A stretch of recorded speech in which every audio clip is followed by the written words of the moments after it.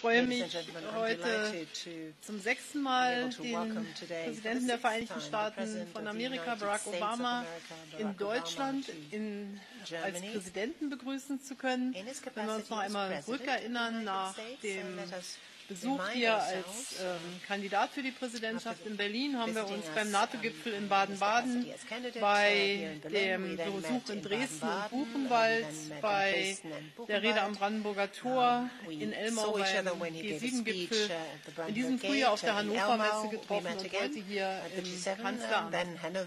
Ich will zu Beginn sagen, 8 Jahre neigen sich dem Ende und es ist der letzte Besuch von Barack Obama hier in Deutschland. Ich freue mich, dass er Deutschland als Station ausgesucht hat und darf mich für eine enge, vertrauensvolle Freundschaft sort of stopovers on this trip, and thank you very much. Thank you for the friendship you've always demonstrated. Thank you for the reliable friendship and partnership you demonstrated in very difficult hours of our relationship. So let me again pay tribute to what we've been able to achieve, to what we discuss, to what we were able to bring about. Difficult hours come to mind, as I said, those that had a bearing on the cooperation of our intelligence services. And I'm very grateful that Barack Obama, as president, very much put protection of privacy on the agenda today due to the threat of Islamist terrorism all over the world. Through the threat of IS, we recognize how important the cooperation with intelligence services, and here first and foremost also with the services of the United States, is. We need this cooperation. Let me say this from a German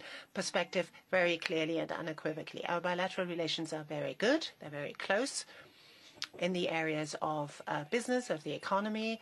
The United States of America last year were our most important trading partner, both for Germany and the European Union. The European Union and the United States of America are the big, important economic areas for us, which is why I've always come out strongly in favor of concluding a trade agreement with the United States of America. We have made progress. Quite a lot of progress. They cannot be stopped, those negotiations, but we'll keep what we have achieved so far, and I'm absolutely certain that one day we will come back to what we have achieved and build on it. Because, and that is my deep conviction, globalization, and I think we share this conviction, is that globalization needs to be shaped politically. It needs to be given a human face, but we cannot allow to fall back into pre-globalization times. So this conclusion of trade agreements that go beyond the scope of mere tariff agreements and customs agreements are most important, and I'm very pleased that we were able to bring this to fruition between Canada and the EU. We've made great progress, particularly if we look at one of the great global issues, namely climate protection. Without the engagement of the current administration under the leadership of Barack Obama, this Paris Agreement would never have come about. There has been a change in the attitude in the United States towards that agreement, but there is also a better cooperation with China. So last year we were able to conclude a Paris climate agreement, which will lead the way for the rest of the world, which is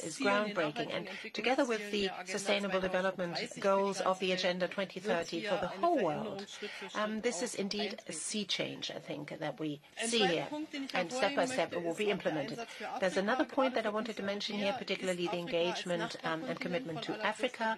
For us Europeans, Africa as a neighboring continent is of prime importance. The development of African countries is in our very own vested interest. We as Germans, but also we as members of the European Union will have to deal with this. It will be at the very top of our agenda. There are a lot of areas where we cooperate, fight against ISIL, for example. Here, Germany was able to contribute to a certain extent in certain areas, will continue to do so, for example, in supporting the Peshmerga, in air policing.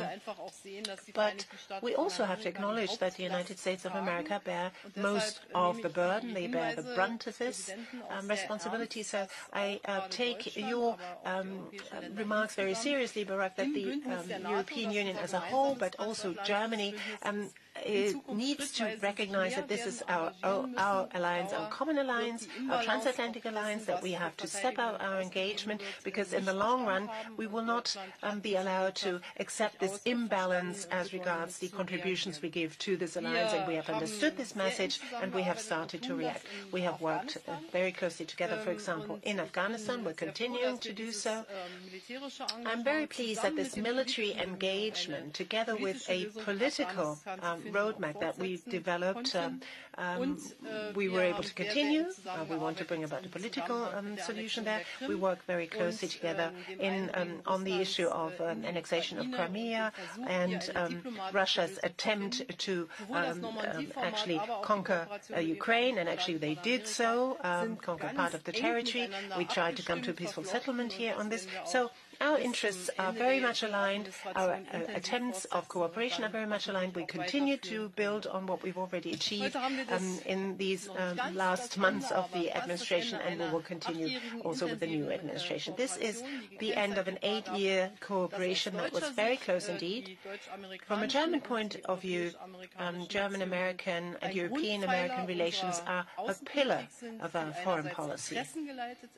A foreign policy that is obviously guided by interests, but that is very much also committed to shared values. So we have a platform, democracy, freedom, respect of human rights that we would like to see respected all over the world, and also a peaceful world order.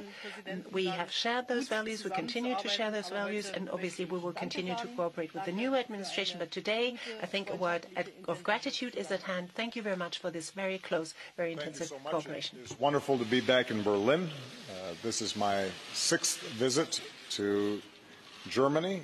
It will not be my last. I have somehow continued to miss Oktoberfest, so that's probably something that is better for me to do as a former president rather than as president. I'll have more fun.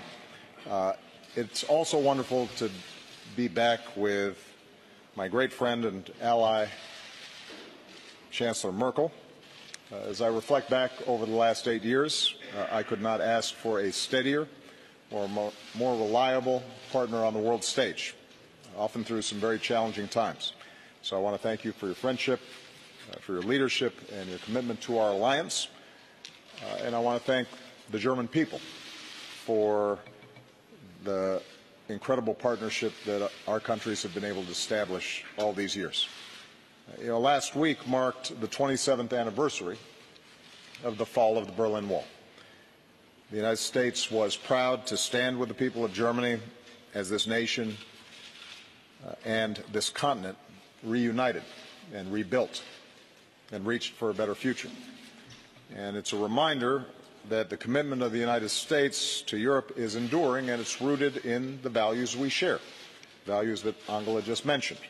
Our commitment to democracy, our commitment to rule of law, our commitment to the dignity of all people in our own countries and around the world. Our alliance with our NATO partners has been a cornerstone of U.S. foreign policy for nearly 70 years, in good times and in bad, and through presidents of both parties, because the United States has a fundamental interest in Europe's stability and security. The commitment that Angela and I share to this guiding principle has formed the basis for our conversations this afternoon. We discuss our efforts to keep our countries competitive and to create jobs and opportunity on both sides of the Atlantic. The negotiations on agreements like TTIP have been challenging, and obviously at a moment when there's concerns about globalization and the benefits that accrue to particular people, it is important that those negotiations and channels of communication remain, because ultimately what we have shown over the last several decades is that markets and trade and commerce can create prosperity in all of our countries, that it's not a win-lose situation, but it can be a win-win situation. And at a time when the European project is facing challenges, it's especially important to show the benefits of economic integration by continuing to invest in our people and working to reduce inequality, both within and across our countries. I reiterated our hope that negotiations over the United Kingdom's exit from the EU will be conducted in a smooth and orderly and transparent fashion and preserve as closely as possible the economic and political and security relationships between the UK and EU. And I continue to believe what I said in Hanover, that the EU remains one of the world's great political and economic achievements, and that those achievements should not be taken for granted, that they need to be nurtured and cultivated and protected and fought for, because the achievements that we've seen on this continent, in contrast to a divided Europe of the previous century, are ones that remind us of how important it is that we work together and that we are willing to uphold principles that have resulted in unprecedented prosperity and security throughout Europe and around the world.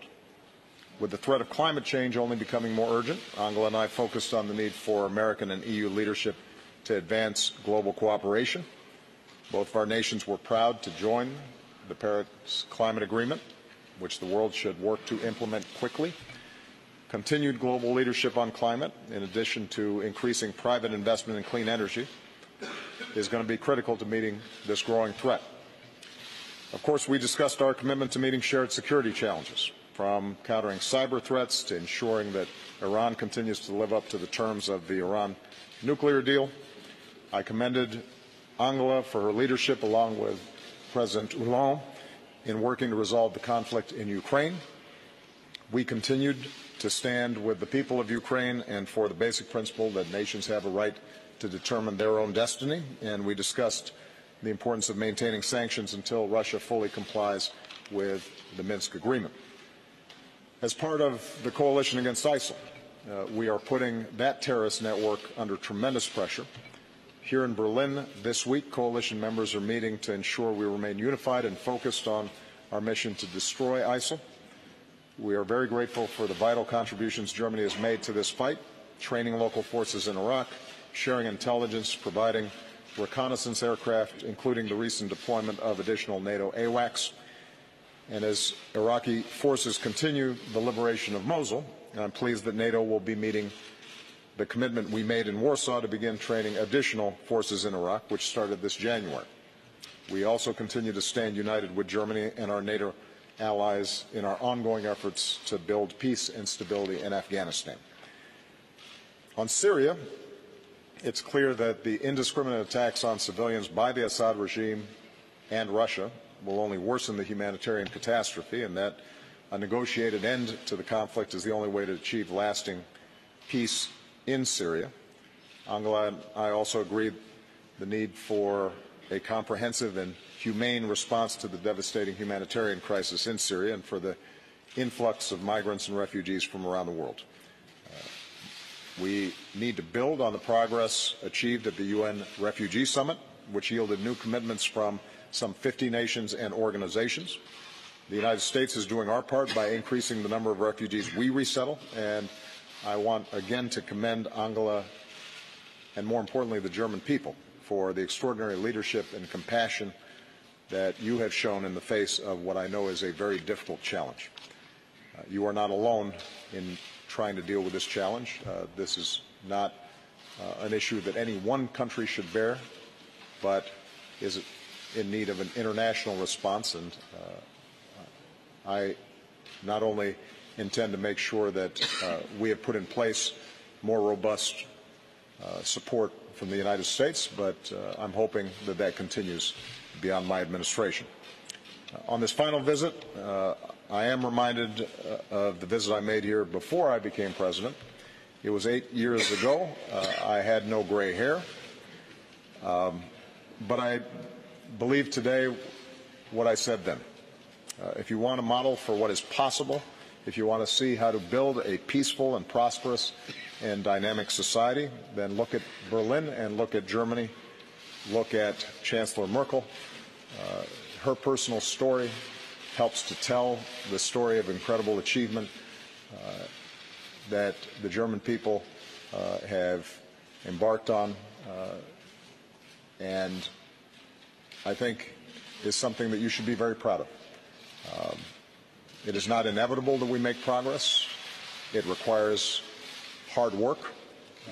Sometimes it may seem as if progress is stalled, but what the history of post-war Germany shows is that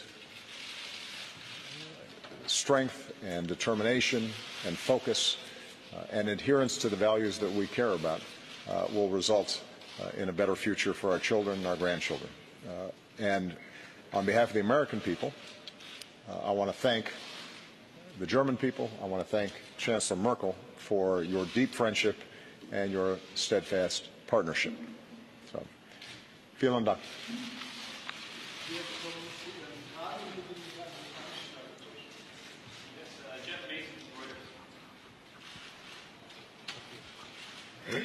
Thank you very much. Mr. President, you and the President-elect have very different views on Russia. After your meeting with him last week, can you assure Chancellor Merkel that a Trump administration would also support strong sanctions against Moscow? Similarly, what have you told President Putin about Russia's influence on the U.S. election, and how would you advise European countries to deal with the same threat? And lastly, if I may, would you like to see your friend Chancellor Merkel run for re-election next year? Frau Merkel, eine Frage auf Deutsch. Pulling out your German, showing off. Hat der US-Präsident Sie Has the American president calmed you in the sense that on the policy of his successor on climate change and Russia, he has allayed your fears? And are you concerned that the common European policy towards Russia will collapse? And after the election of Mr. Trump, would you, as a sign of stability, wouldn't you actually have to declare that you are going to be a candidate again? Well, I try to make it a rule not to meddle in other people's politics. All I can say is that Chancellor Merkel has been an outstanding partner. And,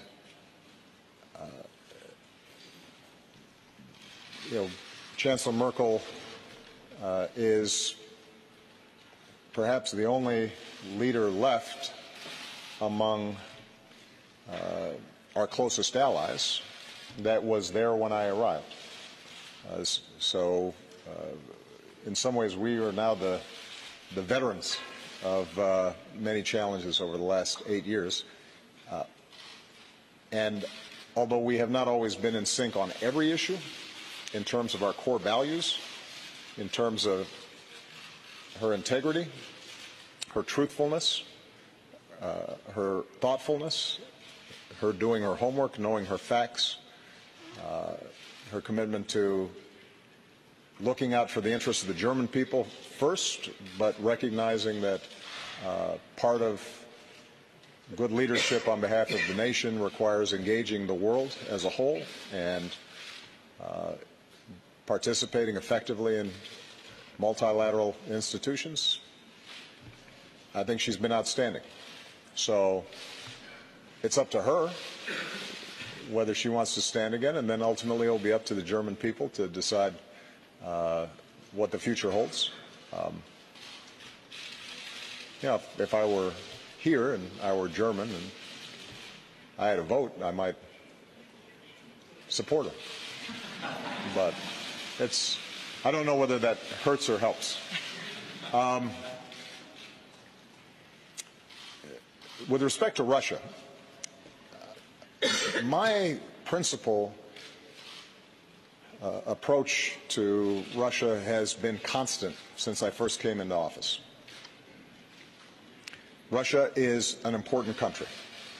It is a military superpower. It has influence in the region, and it has influence around the world. And in order for us to solve many big problems around the world, it is in our interest to work with Russia and obtain their cooperation. I think we should all hope for a Russia that is successful, where its people are employed and the economy is growing and they are having good relationships with their neighbors and participating constructively on big issues like climate change. So I've sought a constructive relationship with Russia, but what I have also been is realistic in recognizing that there's some significant differences in how Russia views the world and how we view the world. The values that we talked about, the values of democracy and free speech and international norms and rule of law, respecting the ability of other countries to determine their own destiny and preserve their sovereignty and territorial integrity. Those things are not something that we can set aside. And so on issues like Ukraine, on issues like Syria, we've had very significant differences. And my hope is that the President-elect coming in takes a similarly constructive approach, finding areas where we can cooperate with Russia, where our values and interests align, but that the President-elect also is willing to stand up to Russia where they are deviating from our values and international norms. I don't expect that the President-elect will follow exactly our blueprint or our approach, but my hope is that he does not simply take a realpolitik approach and suggest that, if we just cut some deals with Russia, even if it hurts people or even if it violates international norms or even if it leaves smaller countries vulnerable or creates long-term problems in regions like Syria, that we just do whatever is convenient at the time. And that will be something that I think we'll learn more about as the President-elect puts his team together. I am encouraged by the President-elect's insistence that NATO is a commitment that does not change, and his full commitment to NATO as the foundation for our international security, I think, is very important. And finally, in terms of my conversations with President Putin, these are conversations that took place before the election. As I indicated, there has been very clear proof that they have engaged in cyber attacks. This isn't new. It's not unique to Russia. There are a number of states where we've seen low-level cyber attacks and industrial espionage and other behavior that we think should be out of bounds. And I delivered a clear and forceful message that although we recognize Russia's intelligence gathering will sometimes take place even if we don't like it, there's a difference between that and them either meddling with elections or going after private organizations or commercial entities, and that we're monitoring it carefully, and we will respond appropriately if and when we see this happening. I do think that this whole area of cyber is something that at an international level we have to work on and develop frameworks and international norms so that we don't see a cyber arms race. a lot of countries have advanced capabilities, and given the vulnerabilities of our infrastructure and our economies to digital platforms, we have to be careful in making sure that this doesn't become a lawless, low-level battlefield. We've started trying to put together some principles that were adopted in the G20, the G7, and at the UN levels, but a lot more work remains to be done on that front. Ja, ich möchte als erstes Well, allow me, if I may, to underline, first of all, that I'm very much impressed that in spite of a very tough election campaign, this transition period in the United States of America, because it follows democratic principles, is working smoothly, because this is all about the American people. It's about the destiny of the American people. The outgoing administration is sharing its knowledge, its expertise with the incoming administration, and this to us is a sign of encouragement to continue the good cooperation that we have built between the United States of America and the Federal Republic of Germany, and that is in our mutual interest. So we will continue this. I will continue this with, I approach this with an open mind, and I'll do it on the basis of a deep conviction with President-elect Donald Trump. Secondly, on Russia, I can only repeat what the President said previously. This is all about respecting certain principles, and I'm saying this from a European vantage point, from a German vantage point, sorry. The fact that for over 70 years we have been able to enjoy peace, to live in peace, very much depends on territorial integrity and sovereignty of each and every European country being respected. In view of European history, the reverse would be the start of a very bitter road down a slippery slope, and we have to nip this in the bud. We have to stand up resolutely against any such attempts, but we are pinning our hopes on political efforts. This is why we launched the Normandy process in close coordination with the United States of America, and particularly from a German perspective, from a European perspective. I can only say again, Russia is our neighbor. Just look at Poland. The sort of European perspective this has. So we have an interest in seeing this relationship be a good one. We have a lot of historical ties, of course, a history that we share. But this mustn't keep us from, wherever we feel there are very grave differences of opinion, to raise them with them. But again, with political means, and always trying to work for political settlements. And this is what I'm going to continue to work on with all my heart. So on the question whether I will put up a candidacy, I will do this at the appropriate time, and this is not today.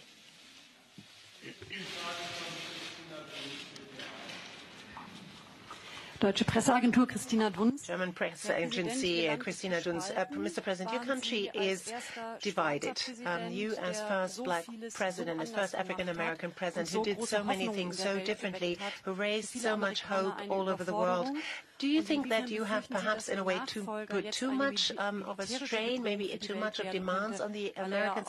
And to what extent do you think your successor may well be a threat to the rest of the world, to the security, because there are, after all, nuclear weapons here in Germany to which he has access? Now, will you want to be now, Madam Chancellor, see to it under this new administration, try to make Europe and Germany less dependent on the United States? And are you afraid of this wave of populism hitting Germany, hitting Europe as well? And a personal question. President Obama paid tribute to you as an outstanding politician. You are somewhat more sober in when you describe your partner. How difficult is it for you to take leave today of your partner?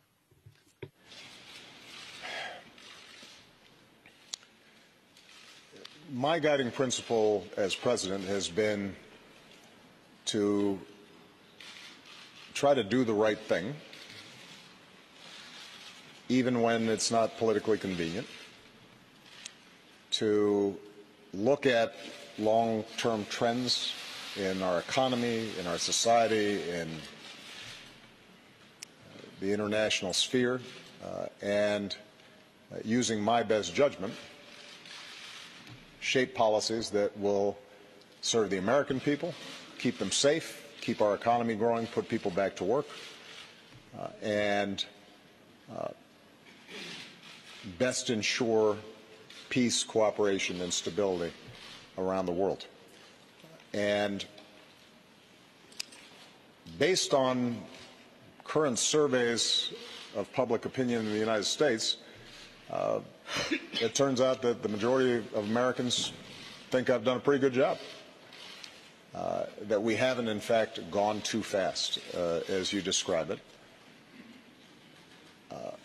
But what is certainly true is that the American people, just like the German people, just like the British and people around the world, are seeing extraordinarily rapid change. The world is shrinking, economies have become much more integrated, and demographics are shifting. Because of the internet and communications, the clash of cultures is much more direct. People feel, I think, less certain about their identity, less certain about economic security. They're looking for some means of control. And what that means is that the politics in all of our countries is going to require us to manage technology and global integration and all these demographic shifts in a way that makes people feel more control, that gives them more confidence in their future,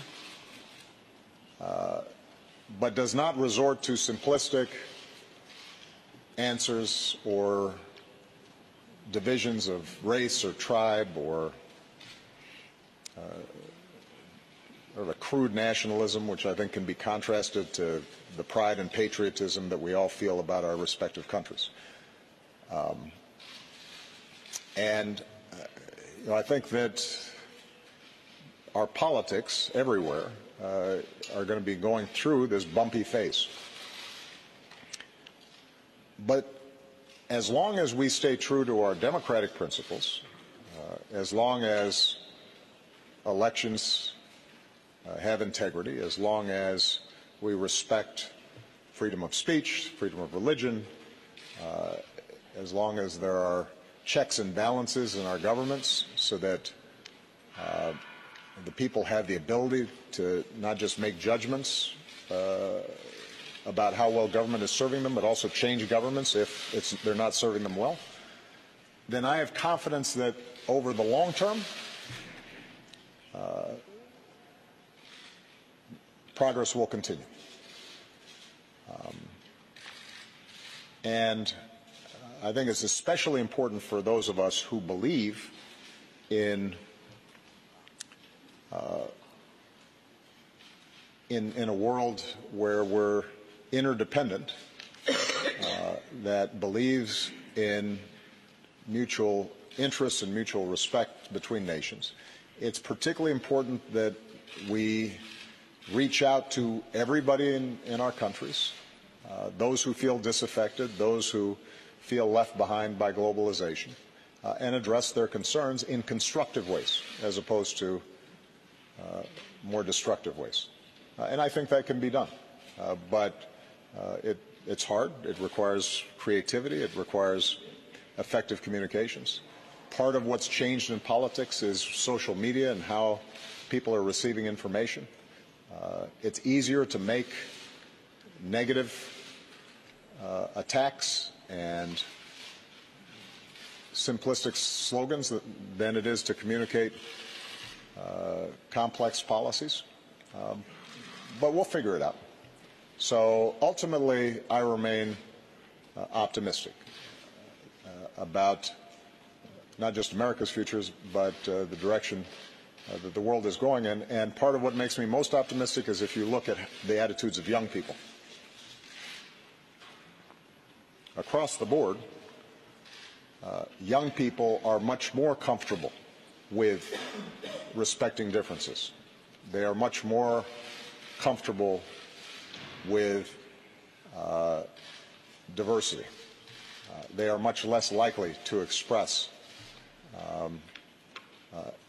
attitudes that divide us between us and them. They see themselves as part of a global economy that they can navigate successfully, and are showing enormous creativity and entrepreneurship and working with each other across borders. So that's where the future is, but we have to create that bridge to the future, and that means making sure we're paying attention to the wages of workers in countries, and making sure that we're investing in their education and their skills, that we are growing the economy in smart ways and rebuilding our infrastructure and investing in science and development, and that we stay true to those values that helped get us here. And if we do that, I think we're going to be fine.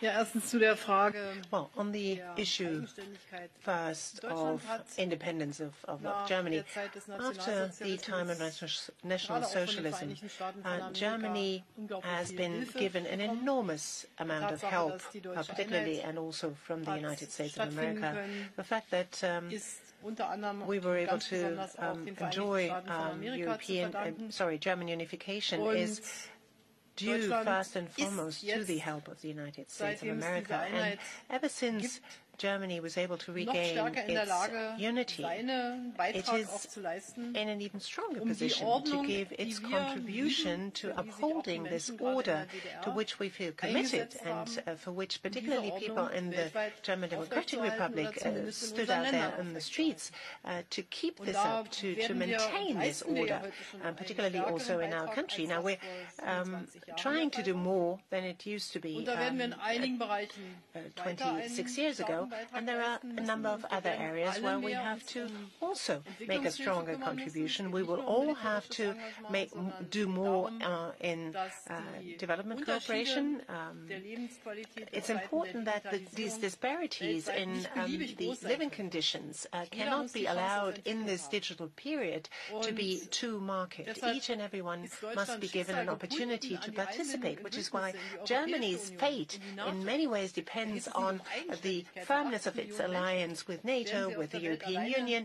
We cannot stand alone with 80 million people. In this world of today, you cannot, when you just stand on your own, achieve much, even though you may be economically strong. So alliances are part of our destiny as a nation, part of our future as a nation, and this is what guides me in my policy, what guides my government as a whole. Secondly, this wave of populism that seems to engulf us, well, look at and that seems, in your words, to come from the United States. Look at the European Parliament. There are a lot of people who are looking for simplistic solutions, who are sort of preaching policies of well, very unfriendly policies. We have them here in Europe too. We have them here in Germany too. And to take up where the President left off, digitization is in a way a disruptive force, a disruptive technological force that brings about deep-seated change, transformation of society. Look at the history of the printing press. When this was invented, what sort of consequences this had, or industrialization, what sort of consequences that had. Very often it led to enormous transformational processes within individual societies, and it took a while until societies learned how to find the right kind of policies to contain this and to manage and steer this. And I think we live in a period of profound transformation, very similar to when we had a transition from agricultural societies to industrial societies.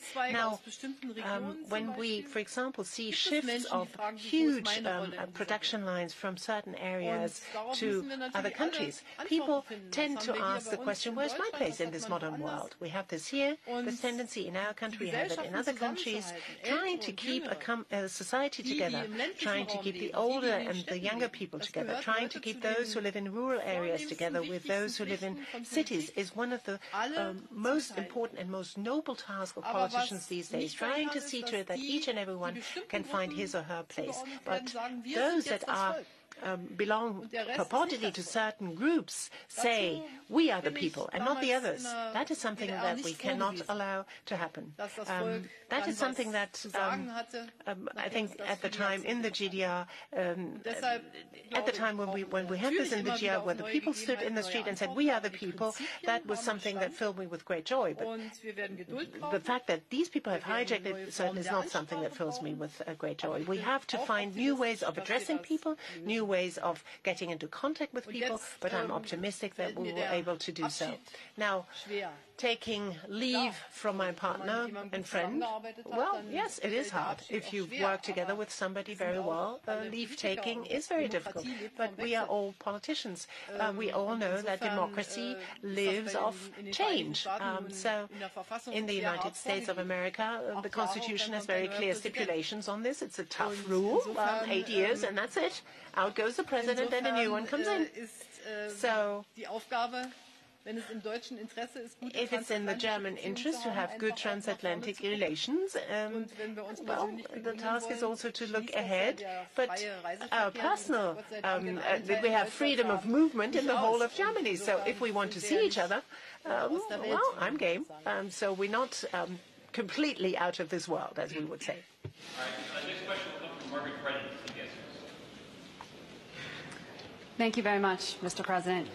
You've spoken a great deal about what you've characterized as kind of a crude form of nationalism, perhaps on the rise. I'm wondering if you would advise some of those protesters at home to stop demonstrating against some of the charged rhetoric that has been used by Donald Trump. And I'm wondering as well if you've advised your successor to be extra mindful of what you see as some very worrisome trends, particularly when it comes to making his own potentially powerful staff picks. Lastly, sir, in these final weeks of your presidency, do you believe you have any leverage to stop Bashar al-Assad and Vladimir Putin from continuing to bomb Aleppo? Chancellor Merkel, I'd like to ask you, Bashar al-Assad has described Donald Trump as a natural ally. Your own foreign minister has described Donald Trump as a preacher of hate. I'm wondering, would you tell Americans that they now have a perception problem?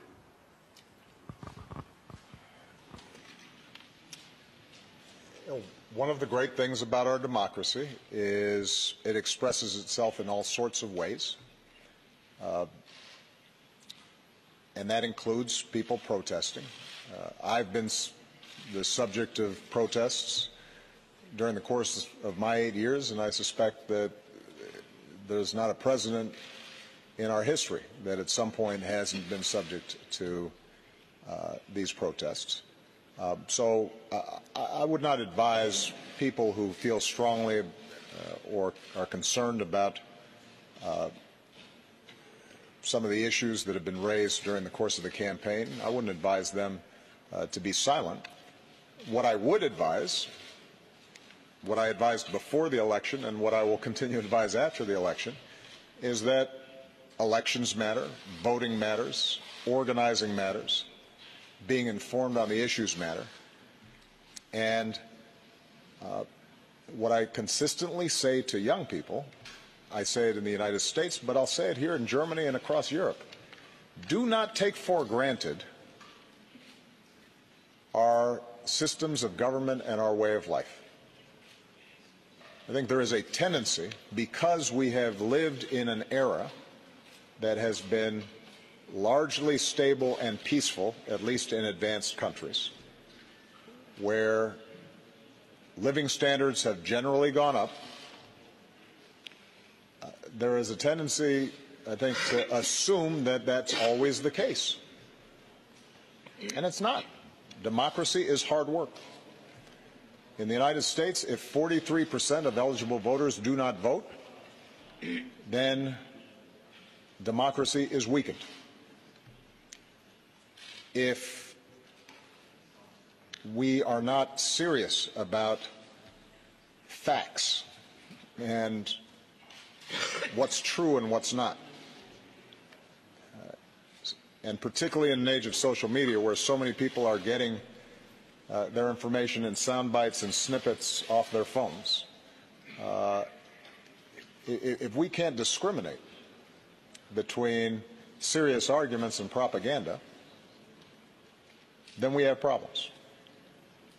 If people, whether they are conservative or liberal, left or right, are unwilling to compromise and engage in the democratic process and are taking absolutist views and demonizing opponents, then democracy will break down. And so I think my most important advice is to understand what are the foundations of a healthy democracy and how we have to engage in citizenship continuously, not just when something upsets us, not just when there's an election or when an issue pops up for a few weeks. It's hard work. And the good news is I think there are a lot of young people, certainly who were involved in my campaigns, and I think continue to be involved in work, not just politically, but through nonprofits and other organizations that can carry this hard work of democracy forward. But I do think sometimes there's complacency. Here in Europe, I think that there are a lot of young people who forget the issues that were at stake during the Cold War, who forget what it meant to have a wall.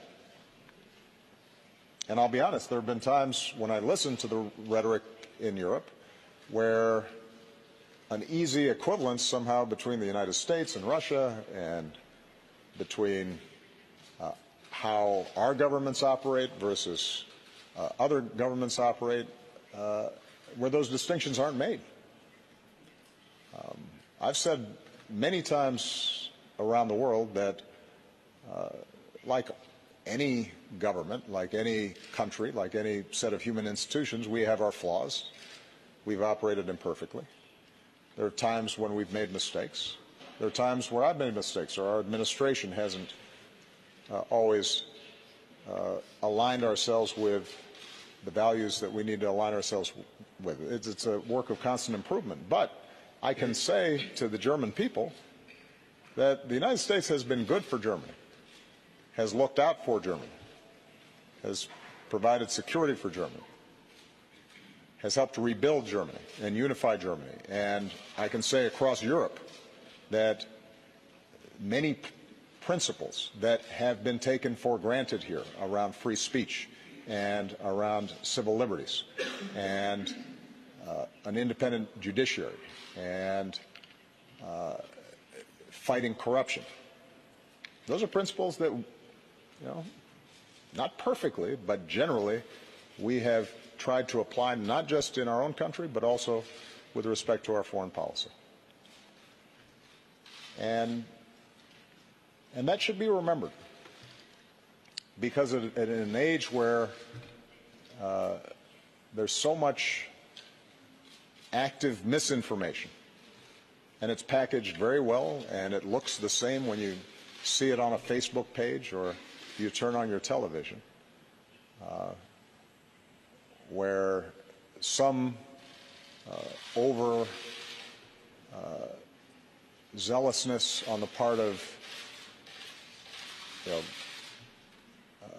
a U.S. official is equated with constant and severe repression elsewhere. If everything seems to be the same and no distinctions are made, then we won't know what to protect. We won't know what to fight for. And we can lose so much of what we've gained in terms of the kind of democratic freedoms and market-based economies and prosperity that we've come to take for granted. That was a long answer, wasn't it? I don't remember if there was a second part to it. I got all caught up in that one. I asked you to advise the president-elect on Yes, I did. I did. He ran an extraordinarily unconventional campaign, and it resulted in the biggest political upset in perhaps modern political history, American history. And that means that he now has to transition to governance. And what I said to him was that what may work in generating enthusiasm or passion during elections may be different than what will work in terms of unifying the country and gaining the trust even of those who didn't support him. And he's indicated his willingness to his understanding of that, but you're absolutely right that has to reflect itself not only in the things he says, but also how he fills out his administration. And my hope is that that's something that he is thinking about, because not only is the President of the United States somebody that the entire country looks to for direction, but sets the agenda internationally in a lot of ways. With respect to Syria, we are going to continue to work as we have over the last 5-6 years to push towards a political transition and settlement. It would be naive of me to suggest that with Russia committed militarily as it is to supporting what in many cases are barbarous tactics by the Assad regime to crush the opposition, the sort of indiscriminate bombing that we've been seeing, not just in Aleppo, but in many parts of the country over the last several years, it would be naive of me to suggest that there's going to be a sudden 180-degree turn in policy by either Assad or Russia or Iran at this point. But we are going to continue to make the argument. We are going to continue to try to find humanitarian steps that can reach the people there.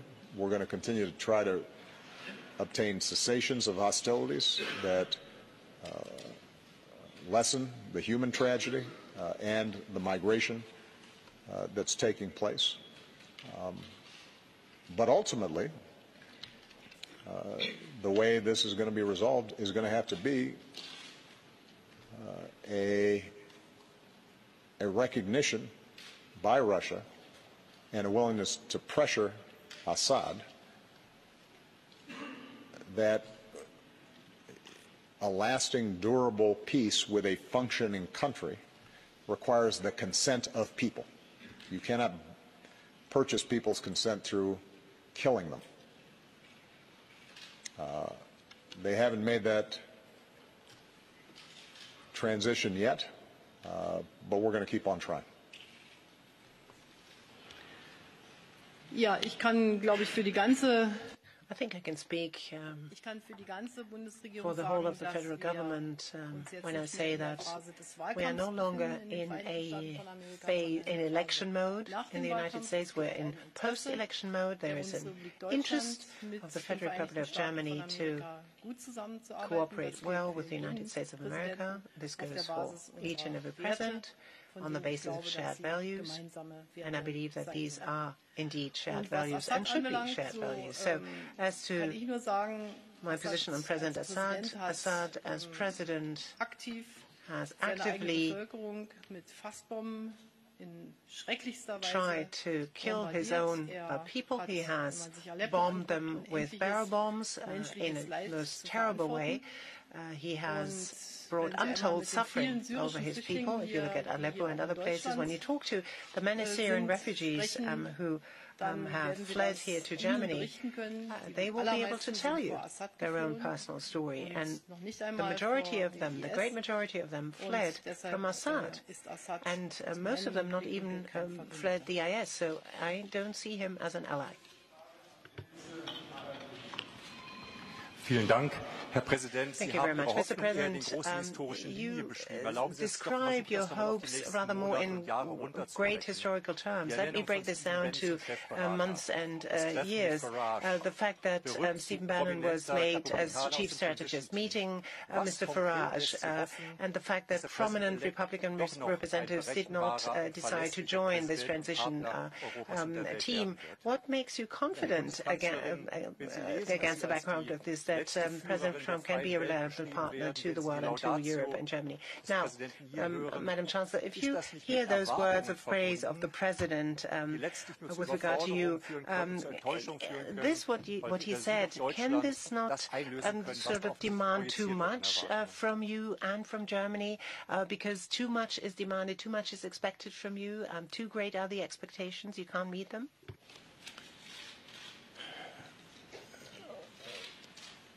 I'm always optimistic. There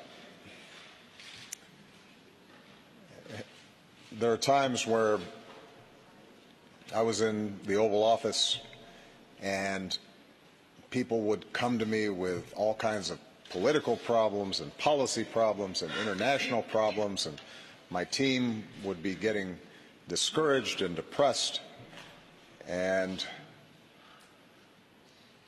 I would say to them, I have to be optimistic because the odds of somebody named Barack Obama being president of the United States were very low. And the fact that in my lifetime I have seen such enormous positive change in the United States and around the world tells me that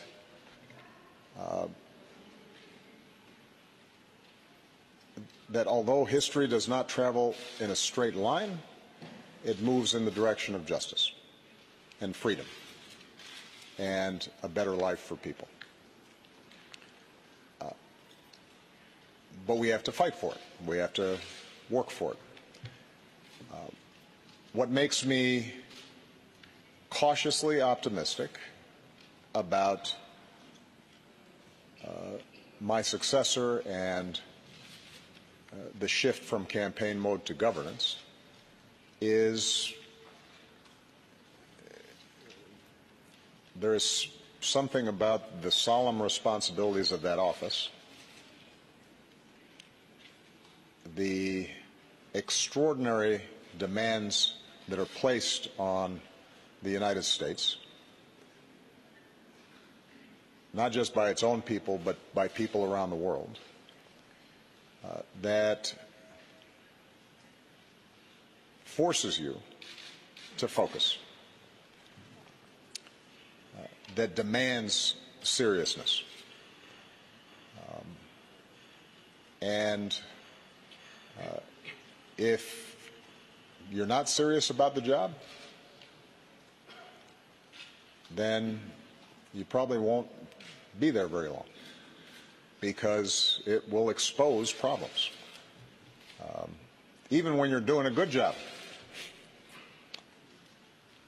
even when you are attentive, there's so many things that come across your desk that people are going to question you, and you're going to have opponents and you're going to have critics.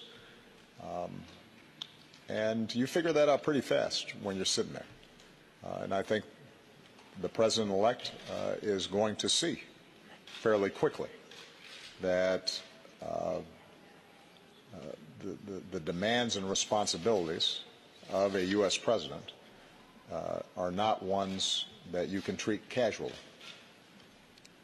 And that in a big, complex, diverse country, the only way that you can be successful is by listening and reaching out and working with a wide variety of people.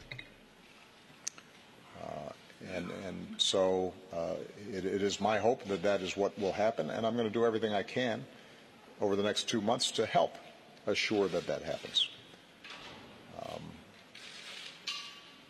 It is absolutely true that Chancellor Merkel is going to have significant responsibilities, has had extraordinary burdens that she's had to carry.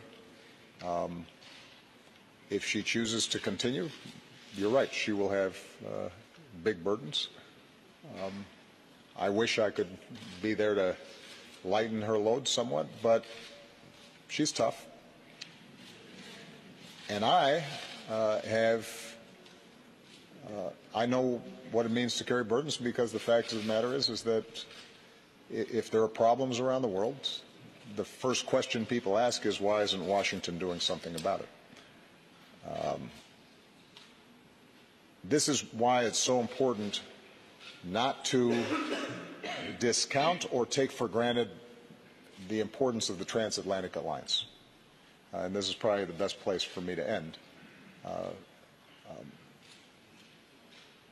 In international fora, in G20s, in G7s, in the United Nations, the United States and Germany are not always perfectly aligned. America and Europe are not always perfectly aligned.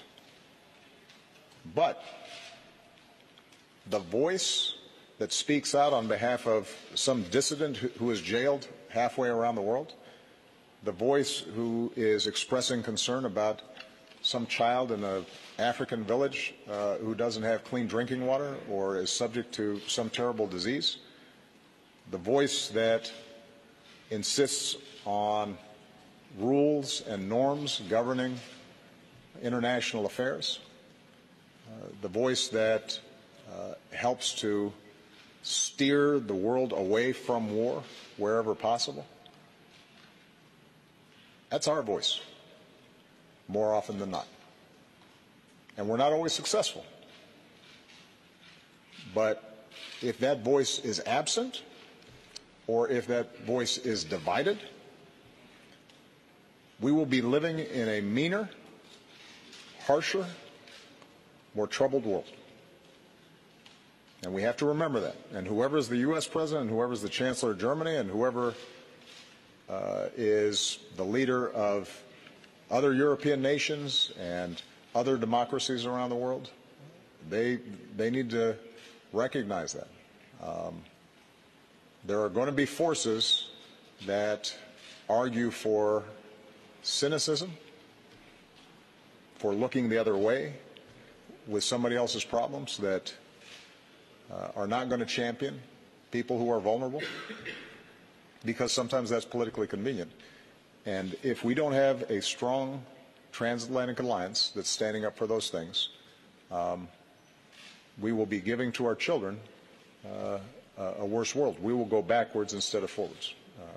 So whoever the U.S. president is, whoever the Chancellor of Germany is, we need to remember that, and our citizenry, who decide who our presidents and chancellors are, need to remember that.